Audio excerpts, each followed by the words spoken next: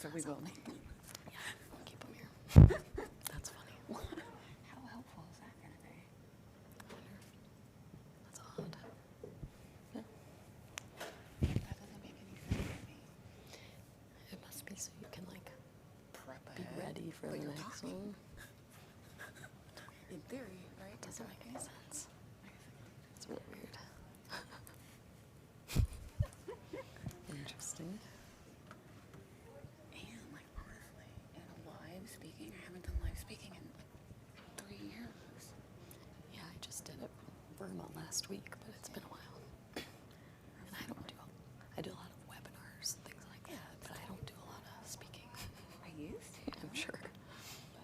But You're a little rusty. how does that help? That does not help. That's I'm more curious if the confusing. next one will be the same. Like, we'll also Let's be, just just fucking do one more. No. Huh. See, like that's that one. That makes no sense. But it kind of allows you to, well, yeah. Does not make sense. Nope. Like they should. I'll do my add it best to down keep here. advancing these. Yeah. Yeah.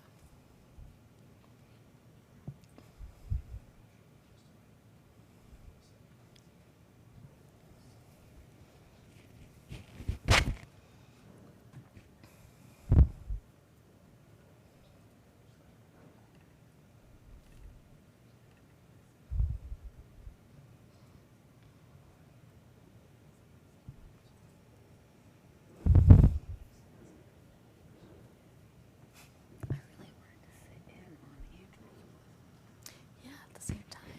It's kind of weird. dynamic pricing, but it's an on-demand pricing. It's funny to have you guys, yeah, it doesn't make sense.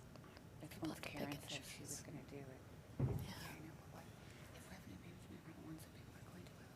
Right, that's what, yeah. It's interesting. Probably have more in theirs. Yeah. Yeah, probably. We shall see. That's what I'm guessing, yeah.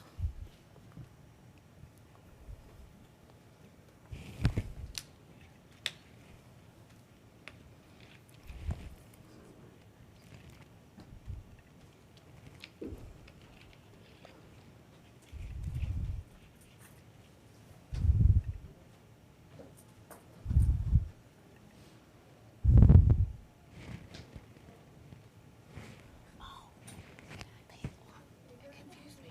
These are the notes for this slide, and that's just telling Let's you tell you this the is next the one. slide. That's actually really helpful. I was like, what the? Why would they make the notes like that? But That's yeah, great. it just throws you off because you think like that. Because these are the notes. I like for that. this. Okay. So you, yeah, but I'll still, Fine, you can keep that there Okay. and have it. nice.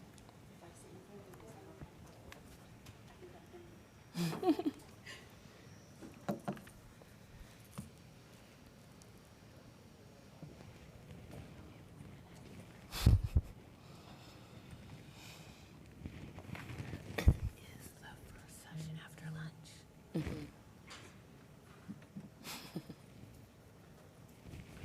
Cool. Let me make this one no vibrating. It was making all the stands Yeah, vibrate. right.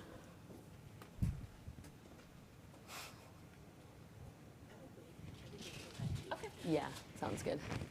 Give it another couple minutes. Mm-hmm. I think it's on. It's kind of echoey.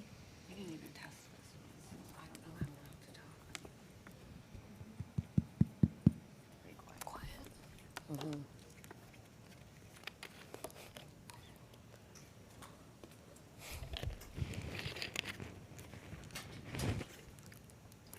I'm telling you, taking pictures Oh. of us.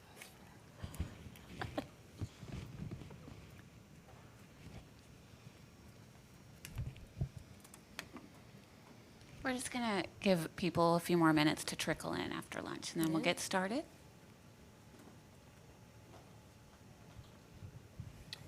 You will introduce yourself first because you're on the left. Okay. Perfect. We're going English readings. Yeah. Oh, thanks.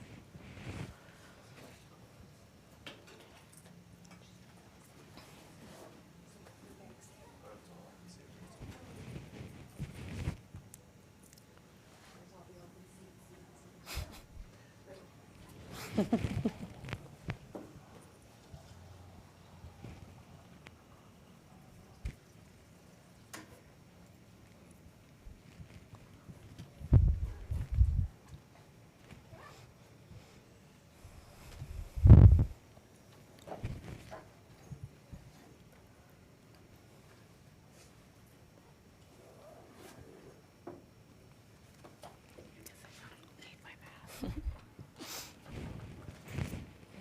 we pretty much have a full room. Should we get started? We get started. Yeah. All right. Hi, everyone. Thank you for joining. I am Bryn Flaherty. I'm the Director of Marketing Services at Blue Tent. So I've been at Blue Tent 11 years now, and lucky enough to work with vacation rental managers all across the country to help drive more traffic and revenue and bookings through a variety of marketing strategies. So really happy to be here today, and this is a topic that I think it's a bit of a new topic, something that we haven't really just covered before. Yeah. So thank you. I definitely agree. This should be a groundbreaking discussion, we hope. So I am Debbie Steigerwald, and I am the VP of Marketing at Rented, and I'm very brand new in this role, 2 months in. Originally, our COO, Karen Fleck, was supposed to present and had to make travel changes. So you are, now you got me. And my background, I come from both sides of the vacation rental space. So I was head of marketing at Vacasa for almost 5 years in a very fast and rapid growth period from 2014 to the end of 2018. But I've also been on the vendor side and working in the experience and guest experience and relationship with Explory, and now happily at Rented with revenue management, dynamic pricing, and growth strategies for property managers. This is going to. Sorry. Okay, this is going to be our topics that we'll be covering today, and like Bryn said, it is an interesting blend of topics. So being a property manager is complex, and there's so many disparate functions that you always have to be focusing on. And what we really wanted to do today was try to align some teams that make sense, that can benefit from collaboration and improved communications. And those groups are revenue management, marketing, and sales. So we want to get those dream teams aligned. And from a housekeeping perspective, not house cleaning keeping, but from our session housekeeping, what I wanted to let you know is that we would love questions in the middle of, as we're discussing a topic. You don't have to save them up. So if you have something that you would like to ask about anything that we're addressing at the time, put your hand up and we will answer questions or answer them at the end as well. So to start with, I just wanted to get a feel for how many of you are using a revenue management tool right now, pricing tool.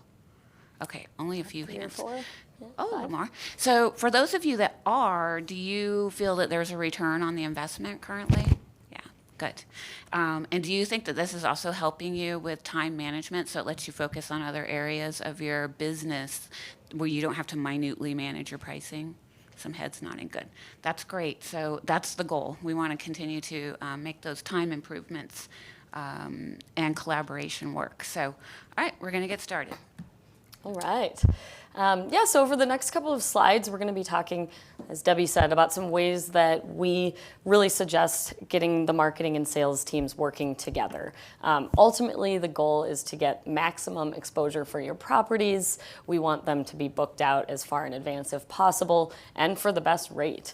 So some of the strategies we're going to look at today are going to help you get those teams talking so that we can get those properties booked at the best rate possible. So looking at, why are we talking about marketing and sales collaborating? Why should they be talking? Actually, I have a question as well for you guys. Curious how many of you have an in-house marketing team? Okay. Yeah, a few of you. And are any of you working with a third-party agency to do some of your marketing efforts? Yeah. Really, it shouldn't matter a whole lot whether it's an agency or your in-house team. You really want to be getting those teams together and talking as much as possible. Marketing can, we all say this, it can really only be so effective in a silo.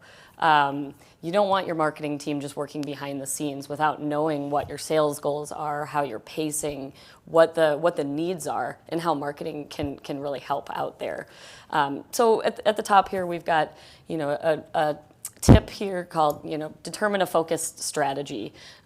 So first we want to why are we getting the teams together? We want to start to talk about strategies for maybe promoting certain seasons, or what is your strategy going to be around your PPC budget? How should that change based on what your occupancy is looking like? That is going to fluctuate pretty drastically throughout the year. There's certain times where your marketing team is going to say, we really need to ramp up. We're not pacing far enough ahead for X holiday, those kinds of things. Looking at pace reports and trends, what levers the marketing team can pull for you to help you get those advanced bookings or as far out as possible. So that strategy is really important. We don't want to just throw everyone together. We want to know why we're doing it. Next, I highly recommend sharing those, any occupancy or pacing reports you all have. A number of my clients send those to me weekly, and I love them. And I ask for them from every other client I work with. I'm not always able to get them, but if that's something that you have access to, share that with your marketing team. They need to know, again, what the goals are, how you're pacing, where the gaps are, because then they can take various marketing strategies and get people in front of those properties. Another thing that may or may not think of is to let your marketing team know about new listings. This is going to result in happy owners. We want to get the most eyes on a new listing as soon as possible.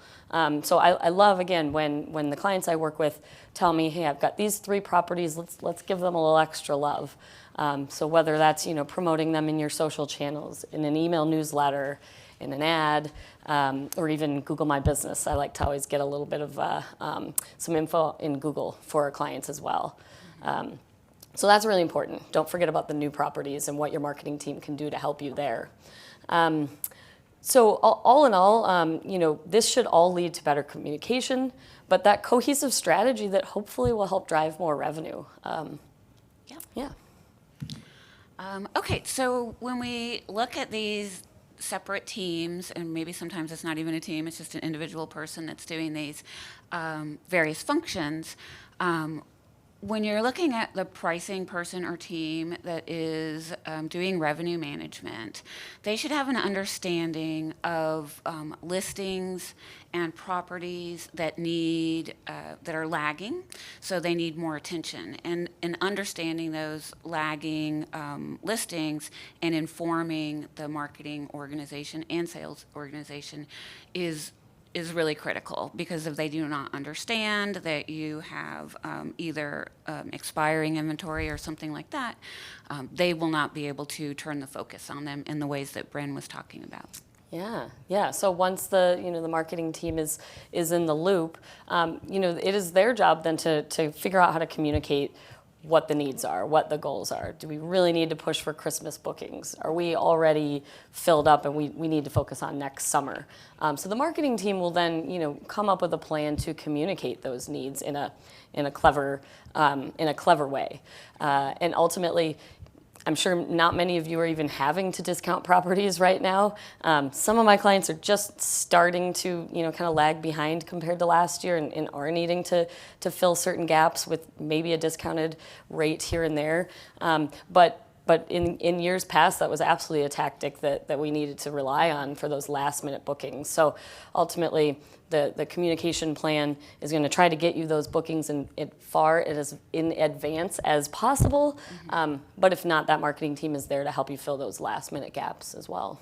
Yeah, definitely. And so this also conveys to, and we're going to go into more in depth about sales and what we mean by sales team, but these frontline members of the team that are engaging directly with guests, whether they're prospect, current, or past, they are really the pulse of your organization. They're in direct communication with the guests. And so they can inform both sales, both marketing and revenue teams what is working and what is not based on feedback. So we'll go into more in depth on that. But I think it's really critical that we are building a plan that allows for really clear communication channels from that group.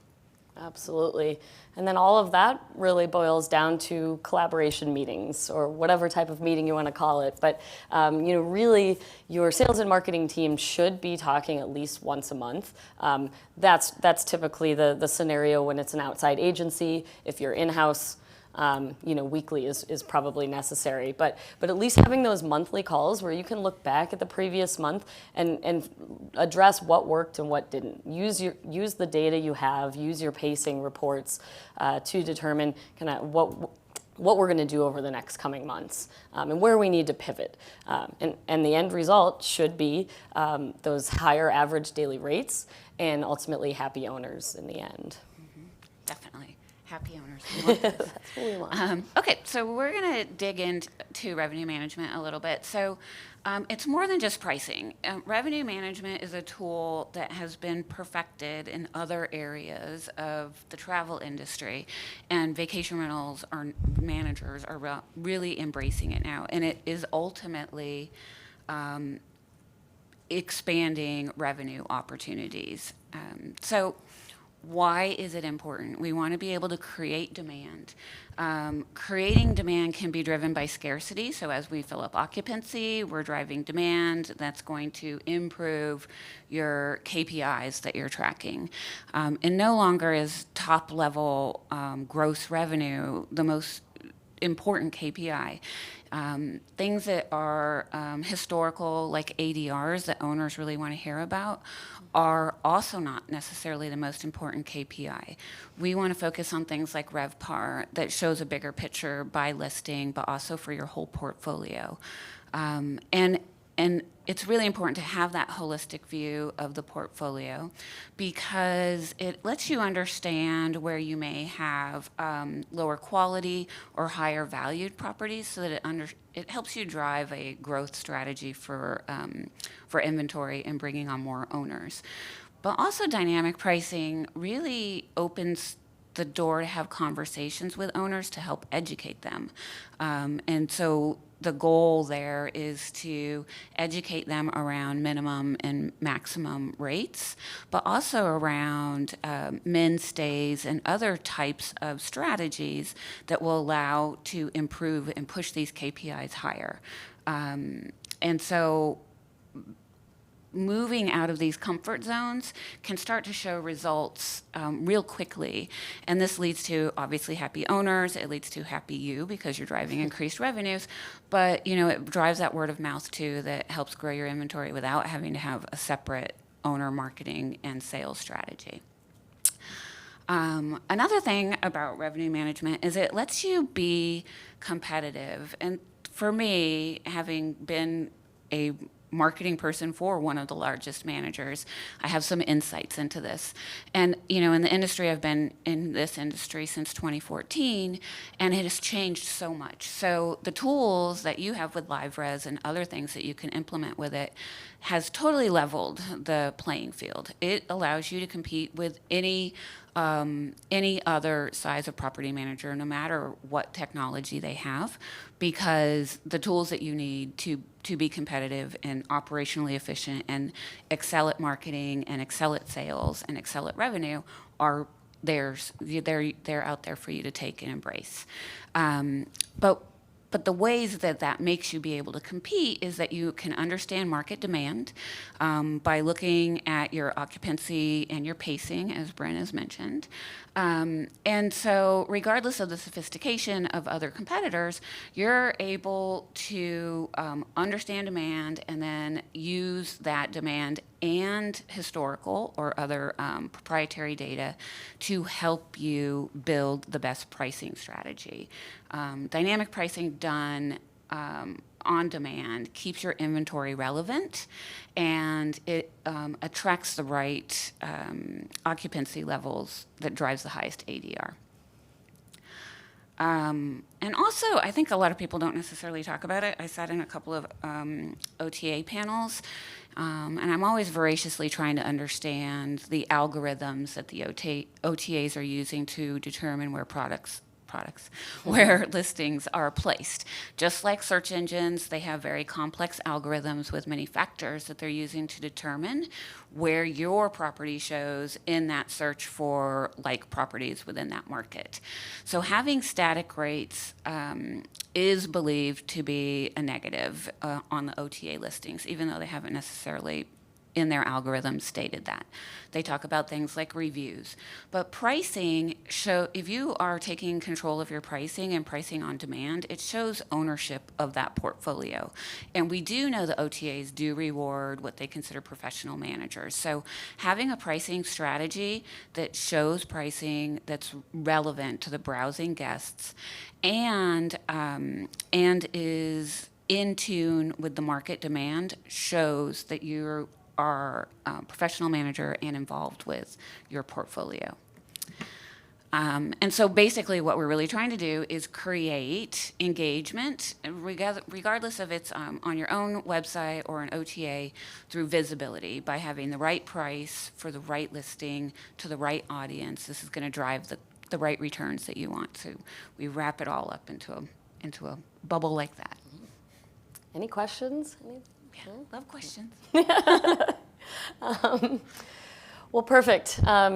So we've talked a bit about how marketing can, kind of add fuel to the fire and help drive more of those bookings at a higher value and complement your revenue management.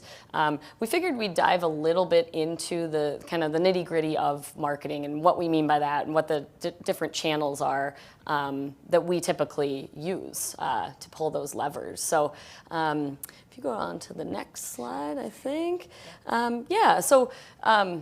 Take ownership of your bookings. I think you've taken that step, for those of you that have, to hire a revenue manager to earn more revenue per booking. But now it's really time to consider how you're going to get people to your properties. I think, a common misconception is that I've got a great direct booking website. They'll find me somehow, and I'm fine. I've got my OTA bookings. I get enough bookings on my website. But we can really empower you through marketing to really take ownership and get more bookings when the time is right. So a diverse marketing strategy, it can encompass a lot, but these 4 channels are typically what we focus on, and combined, they all work very well together. So direct booking website, I'm sure you all have that. We'll talk a little bit about that and what that means in terms of getting more eyes on your properties. SEO and content, of course, digital and social advertising are hugely impactful to your overall strategy, and then email marketing. So your direct booking website. At Blue Tent, we often say it's your cash register, it's also your reservations team, and it's really your guest services team, kind of all rolled into one. It can accomplish so much for you, do so much in terms of bringing people to your site, but also nurturing those relationships and also getting those repeat guests as well. Again, because we're so focused on revenue management and trying to help you guys earn the best rate possible for each booking, we really want you to use your website to show the value that you offer. Rather than just having to rely on discounts and specials and get down to that lowest bottom rate, you want to show what sets you apart, why someone should book with you, whether it's reviews, whether it's how long you've been in the industry, whether it's the quality of your homes and your maintenance, all of that. So your website can be really valuable there. Also showing that you're the local expert, and we'll talk a little bit about that when we get into SEO and content. But that is a very powerful tool to help guests plan their vacation once they've booked with you, and just, again, kind of really solidify the brand and why people are staying with you. Your website should be very easy to search and filter and find that ideal property. So live res sites out there, sites we work on, that is all something that's hugely important in getting those bookings in as early as possible. And as we've got here at the bottom, get people thinking about booking in advance. So there are many ways we can do that through pop-up messages, on-site messaging that shows people how far out you can book. These days, that's the biggest problem. People are wanting to book a year, 2 years out because there's such high demand and lack of inventory. So if your rates are available, however many weeks out, make sure people know that and direct them to that search to make it really easy. All right. SEO and content. SEO, I mean, it really is the foundation of digital marketing. I think, back in the day, you could, just get by and have pretty good rankings and be pretty competitive without really putting a lot of sweat equity into it. But it takes hard work and it takes consistent work to really compete. Like Debbie said, I mean, there's some big guys out there these days that have large budgets and high authority. They're getting a lot of people linking to them. But we can compete with the little guys we can compete with the big guys, by showing that local presence and really optimizing for those local destination terms. Don't just mention your great vacation rentals. Dig into Destin or Whitefish or Hilton Head, wherever you're located, and really show that you are that local expert. And then content, we always say, is really the fuel that drives people to your website. So SEO is a bit more technical. We want to make sure everything is working properly behind the scenes. Content is what your guests are going to see, and that's really what's going to help you get new eyes on your properties, get more exposure for your brand, and then, like we said, kind of help nurture that guest so that they ultimately make the booking. Let's see, anything else I want to say about that? I think we're good. Yeah. So digital and social ads. So both of these can really help you expand your footprint. Especially so when we say digital advertising, we're talking typically about Google, PPC ads, Bing. There's also remarketing and display ads. But these are going to help get your brand out there either for certain keywords that people type into the search engines, or if they visited your website before, we're going to help bring them back. We all know that it takes many touch points often to get a booking. They're not just going to do a Google search, get to your site, and make a 5,000 booking all in one session. They might really be thinking about where they want to stay, who they want to book with, and you might need to stay in front of them several times to get them back to make that booking ultimately. So the advertising is hugely important for that reason. Facebook advertising, I'm sure many of you are doing that now. It's no longer about just getting the engagement on your Facebook page. We want to get people to your website, and Facebook is a powerful tool for that, especially certain demographics, certain age groups. It's moved more into the kind of older demographics these days, not necessarily the millennials. So if you have more of a 50-plus demographic that tends to book your properties, Facebook is actually a great tool for that, and we can get people back to your site through those ads. We can also, take email lists from past guests, get them, get that message out at the right time if you're looking to book a certain time period, or, we can segment your list in many different ways. Yeah. I just have a question. Yeah. So about Facebook, who's doing Facebook ads? Great. So on the email list, were you talking about custom audiences? Yes, exactly. So maybe explain that a little bit more, because I think it's such a cool thing that a lot of people aren't really aware of. Yeah. So I think a lot of people think that with Facebook advertising, you plug in, I want to focus on people in this state and this age range and all of that. But you can actually take your software data, past guest data, segment that out and pull an email list and upload that into Facebook. So the ad that you create, maybe it's for everyone that stayed last year for Christmas with you. You can get that data from your LiveRes software. You can then take that email list and do a very targeted Facebook ad with it. Mm-hmm. So yeah, no longer is it just about trying to find people that might be interested in your product. We can actually get people to your site that have stayed with you before for certain reasons or time periods, types of properties. Yeah, cool. So it's very powerful tool. Different segments of audiences, but social has such a broad reach, and I think it's definitely worth investigating if you're not doing it.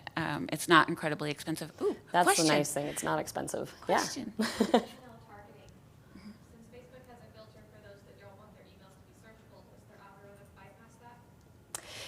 I mean, it would have to be if you have their email their email address and if that's what their Facebook account is set up on. I don't think. The way it works is if anybody has subscribed or opted into you, so whether they're a past guest or they subscribe to your blog, or maybe you have a pop-up on your site for get a 10% off coupon for your next stay, those are opted in emails. So you take that list and you build an audience in Facebook with it. And if they have that email address, you have their name, email address, phone number.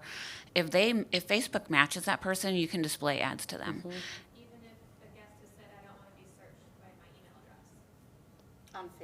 On Facebook, but they have to opt out on Facebook. Like you can't show ads to people on Facebook that like they're not going to force ads on them. Yeah. But if they're opted in to as a subscriber to you, Facebook totally allows you to build audiences around them. And you can also take your whole list, and they have things called Lookalike Audiences. So they will take and you know how much information Facebook has about all of us. Well, they say, here's your list of your last 3,000 guests for the last 3 years. They can make a lookalike audience of people that have same tendencies, same interests in travel or things that they are doing, and they make it can be more effective than trying to build an audience of age, demographic, geographic location. So you know these people and people like them would tend to be interested in your properties. And these are typically very low cost per click ads as well, simply because they've, you're not just going out and trying to find these people. They're familiar with your brand already. Typically, those are low cost per click. Yeah, you had another one. And you can actually run those at the same time. You can run the one targeted at people you know and the lookalike. Yep. You're getting all of them. Yep. Yeah, I mean, we often have multiple different campaigns running at a time, and then always A/B testing and so much. But yeah, Facebook doesn't limit you in how much you can be running, what types of ads. I would say for sure doing custom audiences because those people are engaged with you. Yeah. Just time your ad campaigns based on what you would expect their booking window to be for the next time. So you don't want to spend a lot of money on somebody who just checked out. Exactly. But also I think it's really important to do remarketing on Facebook. So anybody who's visiting your site and looking at properties, you want to keep showing them those properties on their Facebook feed. And Yep. remarketing is really important until they convert. That should kind of always be running in the background, capturing those recent website visitors. Yeah. Great, thanks for the questions. So moving on to email marketing, that's just another great kind of tool you can have at your disposal. With email, consistency pays off. And that is, again, if you're sending every month, you're going to be kind of in that guest's inbox at the right time when it's time for them to make a booking. We all get emails from places that we've stayed in the past, and we might ignore them for 6, 7, 8 months until it's time. And then it's so important to be in front of that guest to get that second booking. And again, with email, just like we were talking about with Facebook, we can leverage that data that you can pull right out of your LiveRes software and drive those bookings for certain time periods, certain properties. Maybe it's all you're not, the oceanfront homes are doing great, but the ones that are a row back are really lagging behind. How can we get people booking those properties? And again, email, you have the power to kind of control that message and to show the new properties, the properties that do need some help with getting a booking. So it's a very powerful tool, and there's a lot you can do.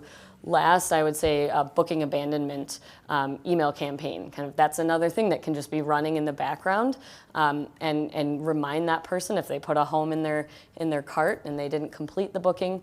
Let's make sure you remind them that that home is still available. Come back, provide a direct link to the website to make that booking. So it's another way that you can just support your revenue management work that you're kind of doing behind the scenes.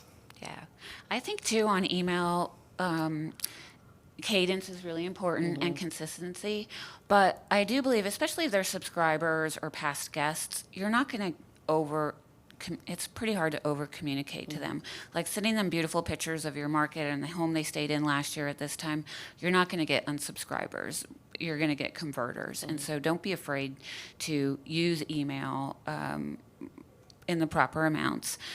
And when possible, to try to personalize it as much as you can. So like talking to them about the size of property. Maybe they had 8 adults last time and children. So like the communication is in line with that segment of guests so that you're, striking the same chord that got them to book the first time. Yeah, yeah. I think so. Okay. Okay, so now we're going to talk a little bit about sales and how sales can inform revenue management, even if it's just you making the pricing. And when I say sales, I'm talking about the front line of people on your team that are talking to guests.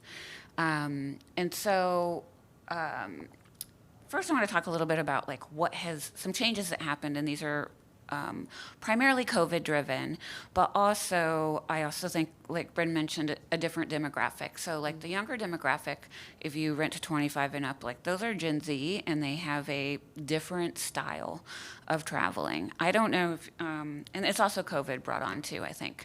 I don't know if anybody saw Brian Chesky said that 40% of their searches on Airbnb were open-ended searches. Did anybody see that? Mm-hmm. He didn't say, it wasn't clear if it was 40% of stays or 40% of nights, which makes a totally different number. But regardless, a large number of Airbnb searches did not have a specific destination or date combination. So these are open-ended searches. So it's just important, I think this is a really interesting thing to keep top of mind, that non-specific searches can be a leading indicator of what's changing potentially. So raise your hand if you have a sales team, what I would consider a sales team, like a reservation team that's taking inbound or chats or phone calls, right, and emails. Yay, good. Yes, that's good. I don't think that will ever go away. I mean, I know when the year that I left Picasso, we were still taking like 20% of our reservations were over the phone, believe it or not. So I think there will always be a type of guest that wants to speak to somebody about this.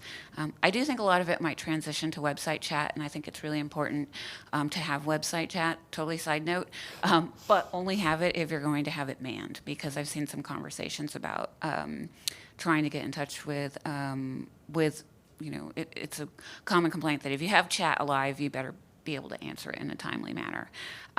Okay, so what about outbound sales? Does the same inbound team also do outbound efforts in sales? Are we trying to reach out to past guests, or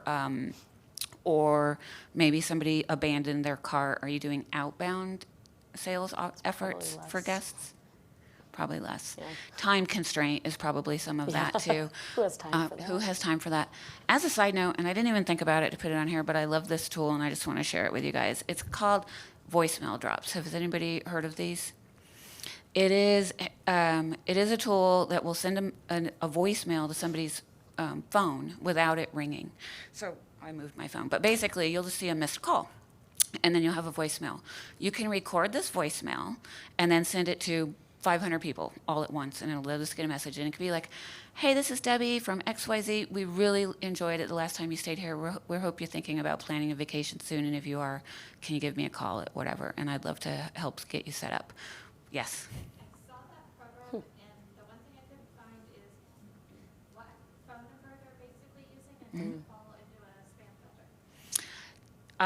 So we use it. So you might have gotten some of this from us at Rented. So we use this. We use one called Voicemail Cowboy. It literally costs like a penny per voicemail that you drop. So like this is incredibly, and I'm totally getting off topic, but I love this thing. So it's incredibly cost effective. But you pick the number that they will see as the missed call. So if you want them to call back to your reservation number, or you want them to call back somebody specific, that's the number that they'll see on the missed call. And there is some spam filtering that might happen, but you don't get charged for anything that isn't dropped. And so like you'll give them the list and they'll say, we should be able to deliver 60% of these. I think the concern we were having in office was sometimes our phone number comes up as spam likely because we do so many outbounds. So the concern is maybe you get that number, but it sounds by that description that it's a voice and then an overlay. It is, yeah. So it shouldn't. I don't think we hardly get any spam alerts on our outbound messages. We're not doing crazy high volume, but like those call, whenever you see like a voicemail that it didn't ring, that's what you're doing, and it's becoming more and more prolific. I had no idea. Yeah, it's the coolest thing. It's so cost effective. So like if you have people making outbound calls, this can totally change what you're doing. And if you're not, you could start it. Yes. It's not really marketing, but it just occurred to me that, would that be something you could use if you like had a weather alert or something that you need Hurricane, to reach yeah. out to all of your guests? Yeah. We don't have those. And you could also use SMS. So like the same type of tools are available for SMS, and it kind of probably depends on your guest demographics if they want text messaging or not. Yeah. Yeah. So voicemail is probably great, but yes, you could use it for like, we're totally off topic here, but I love this idea too, in-stay marketing. So like, hey, I just wanted to let you know, don't miss the whatever festival is on this weekend. So like keeping in communication, but like you're not being obtrusive, like you're not butting into they don't have to answer the phone. But yes, for emergencies or things that you needed to alert people. Yeah. It's a great tool. Okay, so back to where we were talking about is these non-specific travelers will probably have a lot of questions if they're talking to your sales team. So gathering that information from the frontline people that are communicating with guests or prospect guests or last guests in an attempt to get them to come back is really important. So what we're trying to do is match the best listing for the guest. That benefits the owner and it benefits you. And so really engaging with the frontline teams that are doing that, collecting the information and getting it passed on to other teams is super important. So kind of back to what do we do with outbound sales? So like call campaigns, whether they're live or now voicemail. I should have put it on here. But it's also relationship management too with past guests because they like to know that you remember them and that you want them to come back. So it's relationship building. All right, so on the feedback loops, what we really want to drive towards is having this feedback that's collected through your teams that are either outbound or inbound, communicating with guests, and this can even include housekeeping and guest services too. And so we want to collect it. So we want to collect it when it's top of mind. It's super easy to make a Google form or whatever type of form. There's a million free form tools out there. I would collect the information from people who were speaking with people like on the spot and just ask them to say like, we tried to get this booking converted, but the guests declined because of this, or the guest said yes because of this, so that we understand what is working and we're able to iterate and expand on it. I love that, like, let's try all these different things that we can, let's do more of what works, and let's stop doing what's not working. But if every team is not communicating with each other and passing that information along to marketing or passing it along to revenue management, we're losing a really big opportunity. So we also want to include in there, is this a won or lost booking because of pricing? I think that's really important to inform revenue management teams. I think min stay is also something. Definitely. A lot of times if you're in a destination that's locked into week to week traditionally, you may find that 1 week is lagging behind. You may identify that, but having that communication constantly coming back from your sales team saying, no, they don't want to stay a week that time period because school's starting or something else like that, that'll help both marketing and revenue management spread that message and make the adjustments needed. That's a great point. I could not agree more. So I also think those min stay, like those week-long markets, and I know there's a lot of them out there, unless it's regulatory, I think this is a really critical area for improvement. And so like the first step is like getting feedback from potential guests who say, I would love to come, but I'm not going to stay 6 nights or whatever it is. I want to stay 3 nights because I got to get back and do this. If you collect 100 of those in your busy booking time or in a expiring inventory time. Expiring inventory is a really good time to start talking about min stays. But collecting this information will really let you inform marketing on what you need to do, but even more importantly, I think, is a basis for conversations with homeowners. So like the owners who are used to those, like, we've always done it this way. is one of the things that I really don't like hearing in business, right? Like, just because we've always done it this way doesn't necessarily mean that it's the best way. But having data to bring back to homeowner conversations about min stays and how different strategies will really improve your overall revenue opportunities is super critical there. Absolutely. Absolutely. Okay. All right. So hopefully you all have taken something away from the last 40 minutes. But I think to boil it all down, we came up with these, I think it's four there. 4 takeaways that we hope that you guys can go back to your teams and share and start to think about. So that first one is share occupancy and pacing reports with marketing. There's so much we can do with that. Your marketing team will love you for it. And it really just opens up the door for better marketing in the long run. Diversify your marketing so properties get more exposure and book earlier. I mean, that is always the goal. We want you guys booked up a year out in advance if we can, and you are likely going to get much better ADR out of that. Create a plan for feedback loops between revenue, sales, and marketing. The more those 3 teams are talking, collaborating, working together, the better off you're going to be in the long run. Your owners are going to be happier. You're going to see higher revenue. So whatever that means to you, whether it's monthly, whether it's weekly, whether it's charts, brainstorms, huddles, start bringing those teams together and collaborating. And then align marketing and sales campaigns with data provided from revenue management. I think that is so key in making sure that we are pivoting, making changes going forward, identifying, what's working, what's not, and really tighten up that strategy. Anything else you want to add? No, I don't think so. I think I think using tools to help collaborate with your teams is really important. There's so many nifty things that you can use for gathering information and for communication between team members that are free. So, so we've got our email addresses here. Like, I'm happy to send you a list of all kinds of fun software that I love playing with, and share ideas that I have there. But yeah, questions? Yeah. Oh, we have. You first. In the back there. We're just 2 people, to be honest. Yeah. Communication's probably really easy. Well, I love these classes, these sessions, because I learn a lot, but it's so much of the stuff seems really geared towards the really big vacation rental management companies. And it's just the 2 of us, and I do, the bulk of the marketing. So what are your tips or strategies for one person to get the most bang for your buck? We don't even really have a marketing budget. We stay booked. We're in a high-end, mountain town, and a lot of repeat customers. I do a newsletter, but just quickly, if you could just off the top of your head tell me where you think I should be focusing my time on marketing.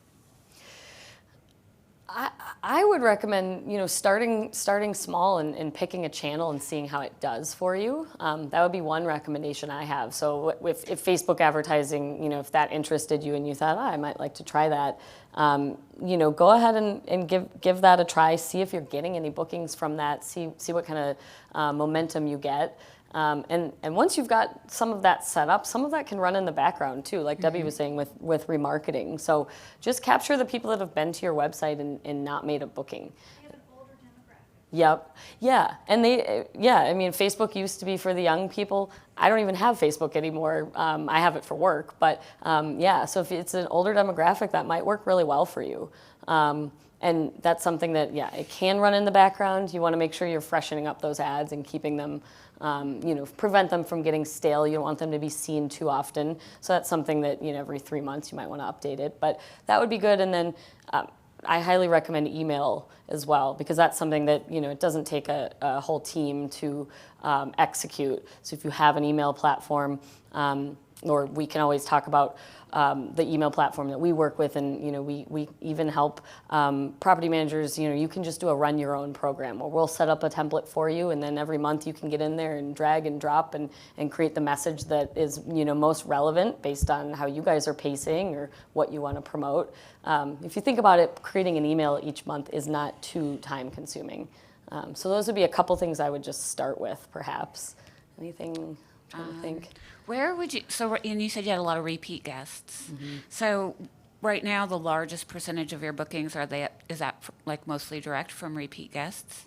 Yeah. And so is the goal you want to, 50. I mean, oh, that's you great. know, we get a lot from VRBO too. Do And you? we're seeing younger people coming to our town. And that's also where email can really come into play. Get that email address and then get Right. them. That's next exactly time. what I was going to Yeah. say. So like the, So do you think a monthly newsletter, is that too much? Or? No, absolutely. I Yeah, don't think Meg is that's too shaking much. her head. No, we and that's where I said consistency. You don't want to overdo it, of course. If you're going to send a lot of emails, you want to segment and really identify who on your list you want to send each message to. But once a month to your entire list, I think is very appropriate and a great start. definitely. And like really maximize, like Andrew, who's our CEO, has said, like, you should only get one booking from an OTA. Even the OTAs have said this. Like, you should Right. only get one from us, and then after that, that should be Get them to your your customer, website. your customer for life. So, like, all of, yeah. Good. And all of the things that you do in order to accomplish that are really marketing. So, like, what branding you have in your property, that is marketing too. So, if you're doing things like that, whether it's a gift bag or signage or whatever is in there, those things are marketing. And those 50% of guests that are booking through Vrbo, if you can reacquire a percentage of them, that is a success. That's a win. And then one last thing, and then Meg, jump in. Just another thought popped into my head for a small marketing team, leveraging like a pop-up tool or something like that, which I imagine you can put on your LiveRes site, so that again, if there are certain time periods or gaps that you really want to focus on, get that message up there on your site to direct people right to that property or maybe that search period. Our clients all love using a pop-up tool, or the Blue Tent sites have a notification banner you can easily enable and just get that message out there. Nice. Yeah, pop up to get people to subscribe. Hey, and it's called an exit intent. So like if they're on your side, on your site, and they're getting ready to like click the close or back out of it, it'll just pop up and say, hey, don't leave. We really want to send you information about our specials in the future or events that are going on in our beautiful location. And your opt-in amount is not going to be high, but it should be a pretty engaged. You just put them into your People get monthly quite a few. newsletter. Yeah. I think it's important too to look at the content. If you only Yeah. have, if you're small and you only That have was my time next. to do one email blast every month, what is the content that you're including? Like, are you tracking, do you know if a property is lagging behind? Are you aware if a time period is lagging behind?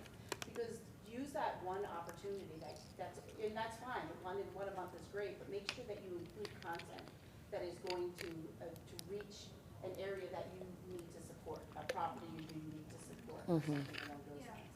And what they were talking about, pop-ups, I think is really, really powerful too, because if you use some of the automated platforms, even Blue Tent's Yeah. automated platform, Yeah. you can do automated emails, so you can start that communication right away.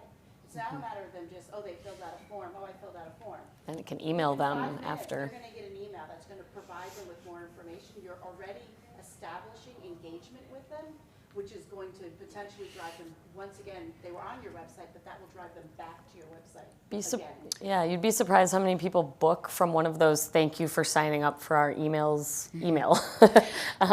Because then it's in their inbox, they're gonna remember your brand, go search for it, and then go right to your site and book when it's time. I think with marketing, and I know, like you say, you're the one person focused on marketing, and I'm sure you have a million other things that you're doing as well. But Doing it right now. right, I know. But I think, and I'm sure you'll agree, that technology is so inexpensive I've been doing marketing for many, many years. The technology that's available to automate the things that it will magnify how much work you can do in the 2 hours a day you can allot to marketing, or 1 hour, whatever it is. So understanding the technology, it's amazing how much is out there, and the price of it is not as high as you would expect. So these are things that you can help to do automation and multiply the impact of what you're creating at a much lower cost than you would probably expect. And I'm happy to go into more details. Like, I have a technology stack of marketing. Love it. It's so much fun, and I could talk about it for hours. So I actually think we need to make a blog Oh. this is my new technology for the month, Debbie. I will. Oh, that would be really great. Maybe a podcast. Subscribe. I find so many of them that I love. Like, I'll just say one called Hotjar, which we use that on our team. Love Hotjar. So like it runs on your website and it does session recording. So like you can look and see exactly what people do on your website. They come in on this page, they might scroll down, look at this unit, look at 2 photos, bounce back, look at another. Like it Are they gives trying you, to click something that's not it doesn't clickable? work. It's good for troubleshooting. It also helps show you like if people are confused. But I've every website I've ever been involved with, I always have it because it's Yeah. so fascinating to understand what users are truly doing, because we always build our own websites or create our own websites and think it's super easy. Right. Everybody knows what to do, but when you look at actual people using it, you can find the weak points. Absolutely. Yeah, I saw another. Yeah. We're kind of in the same boat. We basically mainly she does reservations, so it's like this is what we do. We have a similar demographic too, mostly 50 and above, and we're Yeah. bringing in those millennials. Yeah. But I wouldn't be afraid of texting because it amazed us that the one guest we have left that didn't know how to sign an e-sign learned last year, and she loves it because everything has automated and she texts us now. And they That's cool. so I don't think age should limit you from a really great communication source that we found in the last year. Yeah. Yeah. And yeah. Yeah, any forms that you have where people are subscribing, if you're asking for their phone number, get that little check box next to it that says I'm open to getting texts, and because you can use it as a marketing and a communication tool for emergencies or whatever it is. Great. Anyone else? Oh, perfect. Yeah. On the dot. Nice. Thank you all. Appreciate Thank it. you so much. Yeah, I thought it was an hour. I wasn't sure. Perfect. Oh, really? Oh, thank you. So nice.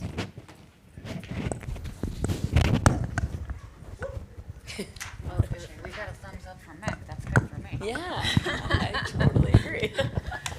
Thanks, Meg. Thanks for your help with the deck. You were better riffing, like just not Going, not yeah. using it.